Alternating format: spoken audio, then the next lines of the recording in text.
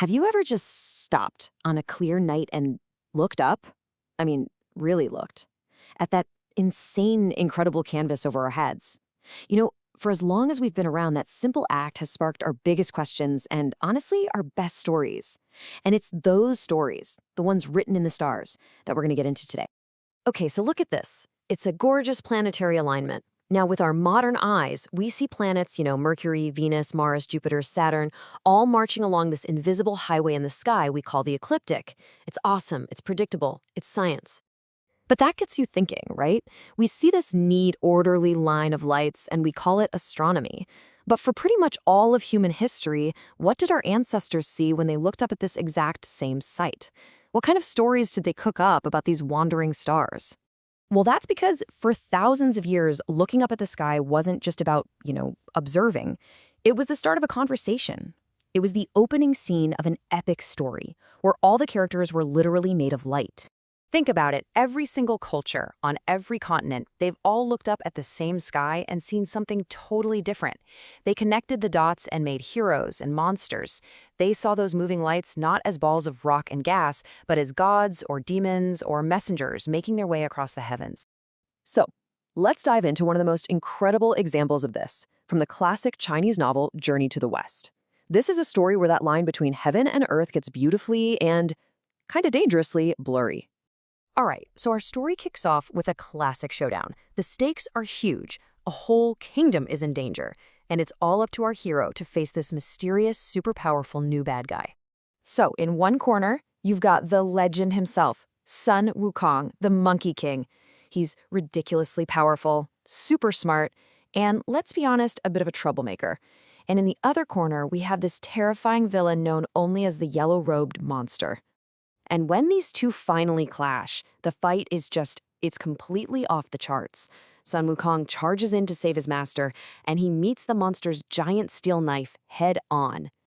And get this, the sheer scale of this fight was just nuts. They went at it for 60 rounds, and neither one of them could get the upper hand. This tells you right away, this monster wasn't just some low-level demon. He was a true match for the great sage, the Monkey King himself. But even a creature this powerful starts to run out of steam. So, in a pretty desperate move, he does something nobody saw coming. He doesn't run to a cave or some other kingdom. No, he flees straight up, into the sky, towards the heavenly court. And Sun Wukong? Oh, he isn't about to let this guy get away. He chases him right through the southern heavenly gate, taking their earthly battle and crashing it right into the celestial realm, which you can imagine shocked all the gods. And this is where our story takes this brilliant twist, because this monster isn't just a monster. His true identity is something way more cosmic, and it's been hiding in plain sight right over our heads this whole time. Okay, so to get the big reveal, you need a quick astronomy lesson. In Chinese cosmology, you've got the 28 mansions. These are basically constellations that the moon passes through.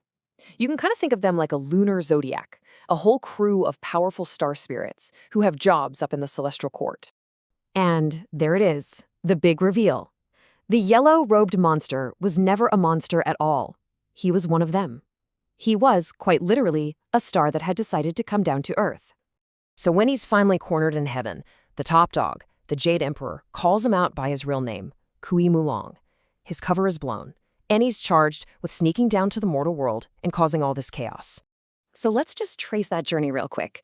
He starts out as Kui Mulong, a star official up in heaven, but he gets these earthly desires and ditches his post to become the yellow-robed monster. And after that epic fight with Sun Wukong, he's dragged back to heaven, and his two identities, the celestial and the earthly, are finally laid bare for everyone to see. This amazing story from Journey to the West isn't just a fantasy, though.